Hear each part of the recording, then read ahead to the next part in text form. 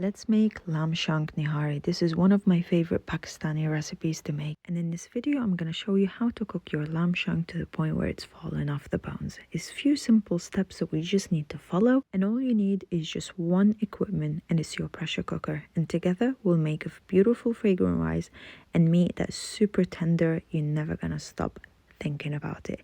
So without further ado, let's start this recipe. In your pressure cooker pan, start by melting your ghee. Once it's melted, start frying your lamb shank for 4 minutes on each side. Now for the spices, we need the mace blades. If you've never seen it before, this is how it looks like.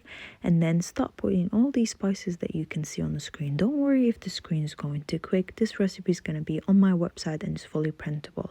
Once you add all these ingredients together, blend them until you get a powder. And this is the powder we're going to use when we cook the onion later on after we take the lamb shank. So once you take the lamb shank, you're going to have a lot of oil that came out from the lamb with the ghee together. We're going to cook these onions with just to create extra flavor.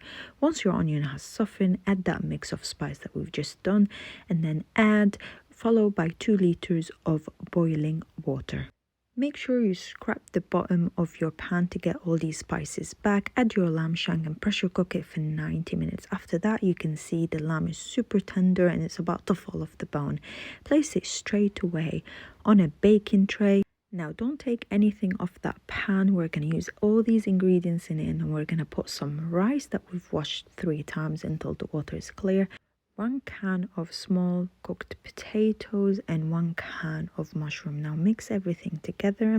Add your curry leaves and pressure cook it for 12 minutes. Now go back to your lamb shank and then add your mango chutney and some masala spices. Mango chutney is what's going to help caramelize the skin of your lamb shank, and it's going to create this really nice sweet and tangy flavor.